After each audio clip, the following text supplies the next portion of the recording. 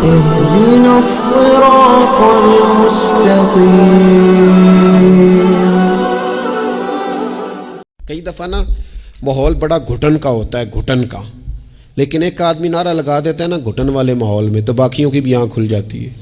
شدید گھٹن کے ماحول کے اندر ایک بندہ کہتا نا تھوڑا سا لنگر ہے یار، باقی کھانا پکتے تک آؤ نا میرے ساتھ بیٹھو، تو وہ لوگوں کو نا ہمت دیتا ہے، وہ جذبہ دیتا ہے۔ مثلا بارش تیز ہو رہی ہو اور اگر مکان ایک ہی ہو صحرا کے اندر، اور اگر کسی شخص کا دل بڑا ہونا، وہ سب سے کہنا آ جاؤ آ جاؤ، تو سما جایا کرتے ہیں سارے لوگ ہی، جگہ مل جایا کرتی ہے۔ پر کوئی امید کی بات تو کرے، کوئی کرم کی بات تو کرے، کوئی وہ بات تو کرے جس کے اندر خوبصورتی ہو۔ جنگ احد میں شدید آزمائش کا ماحول بن گیا اور حالات کچھ اور طرح کے ہو گئے۔ ہوا کیا، صحابہ کرام علیہم رضوان کبھی کمزور نہ پڑتے، لیکن ایک خبر اڑا دی گئی، ایک سیاسی چال چلی گئی۔ جس طرح کا طریقہ ہوتا ہے نا مایوسی پھیلانے کا، وہ طریقہ استعمال کیا گیا۔ کہا گیا معاذ اللہ ثم معاذ اللہ، حضور کو شہید کر دیا گیا۔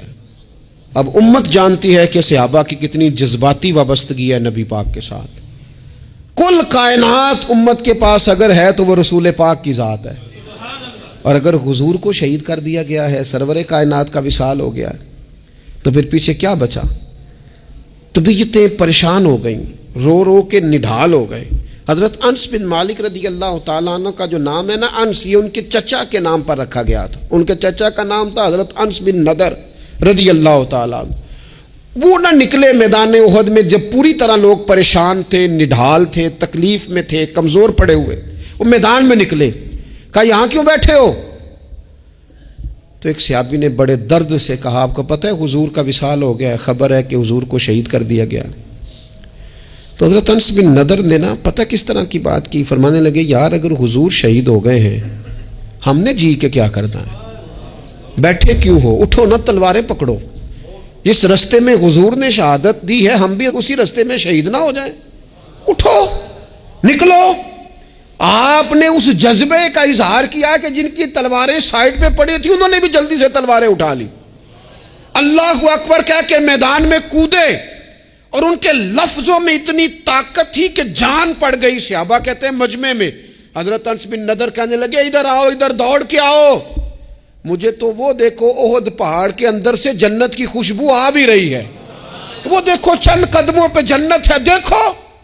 حد کر دی انہوں نے لڑنے والی۔ حضرت انس بن مالک بعد میں بتایا کرتے تھے، فرمایا کرتے تھے اس جنگ میں میرے چچا کے جسم پر 80 سے زیادہ زخم آئے تھے، 80 سے زیادہ زخم وجود پر موجود ہیں۔ اللہ کرے میں اپنی ملت کے جوان کو سمجھا سکوں، 80 سے زیادہ زخم جسم پر موجود ہیں، پر حضور کا صحابی پھر بھی کھڑا ہے۔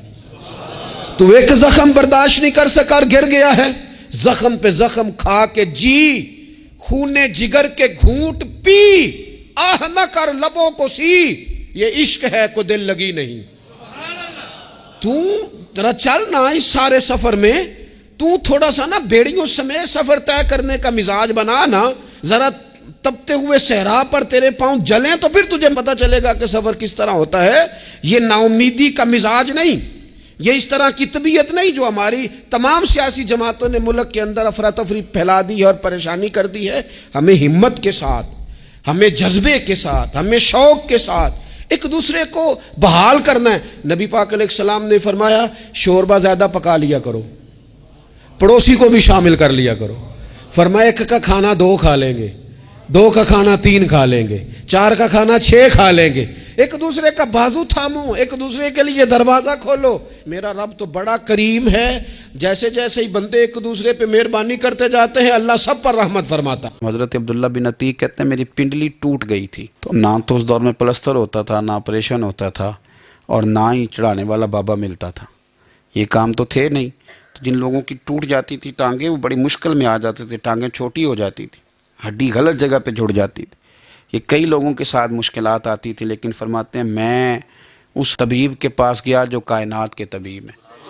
یہ روایت آپ کو بخاری مسلم میں ملے گی۔ حضرت عبداللہ ابن عتیق کہتے ہیں جا کے حضور کے سامنے میں نے اپنی ٹانگ کو رکھا، نبی پاک نے اس پہ دست کرم پھیرا، میرے رب نے شفا عطا کر دی۔ حضرت اسید ابن حدیر رضی اللہ تعالیٰ عنہ فرماتے ہیں ساری عورتیں مجھے کالا کہتی تھی، میرا رنگ کالا تھا. بھولے آدمی تھے سیدھے سادے, جا کے دروازہ رسول پہ کہنے لگے حضور عورتیں کالا کالا کہتی, محلے کے بچے تنگ کرتے ہیں, کرم نوازی کریں. میرے رسول پاک نے دست مبارک فضا میں بلند کیا, فرماتے ہیں جہاں عادتاً بال اگتے ہیں وہاں سے حضور نے چہرے پہ ہاتھ پھیرنا شروع کیا اور میری داڑھی مبارک تک ہاتھ پھیرا, پھر جو بھی کہتا تھا سبحان اللہ ہی کہتا تھا. ظلمت کو ان کے نور نے کافور کر دیا, جس پر پڑی نظر اسے بھی نور ہی کر دیا. تو اللہ تعالیٰ نے بڑا خوبصورت وجود اطہر میرے نبی پاک کو عطا کیا, اور برکت والا وجود. یہ تو ہیں حضور کے وجود نور کی برکتیں. آج کس چیز کی برکت ہوگی؟ آج ہمارے گھروں میں ذکر رسول کی برکت ہوگی. ہمارے ایک بہت بڑے عالم گزرے ہیں پاکستان میں, سید ابو البرکات شاہ صاحب, مفتی اعظم پاکستان تھے, اور یہ اعلیٰ حضرت بریلوی کے خلیفہ تھے. اور یہ اہل سنت میں مواحد اور خوبصورت ہستی تھی کہ جن پر سارے علماء بڑی آسانی سے گردن رکھ دیتے تھے, کہتے تھے سید صاحب جو کہہ دیں گے وہ حرف آخر ہے, سب مانتے تھے. آپ کو پتہ ہے جب انسان کی آخری عمر آتی ہے تو پھر وہ چیزیں تلاش کرتا ہے جس کی اس کی آخرت کی منازل آسان ہو. تو سید صاحب آخری عمر مبارک میں ایک کتاب ہے شاہ عبد الحق صاحب محدث دہلوی کی مدارج النبوہ, جس میں حضور کے معجزات لکھیں, نبی پاک کی شانیں لکھیں. آخری عمر مبارک تھی, وہ چارپائی پر لیٹے رہتے تھے, صاحب فراش تھے, علیل تھے. تو وہ لوگوں سے کہا کرتے تھے کہ مجھے نا وہ نبی پاک کے معجزات سناؤ, اس سے میرا دل ٹھنڈا ہوتا ہے. وہ کتاب لے آؤ مدارج النبوہ, میرے پاس بیٹھ کے پڑھو. تم جب حضور کے معجزات کا ذکر کرتے ہو تو اللہ تعالیٰ میرے دل کو سکون عطا کرتا ہے. تو یہ حضور کے فضائل, خصائل, شمائل, نبی پاک صلی اللہ علیہ وسلم کی عزت کا, حضور کے اکرام کا, معجزات کا تذکرہ, یہ مومن کے دل کا قرار ہے.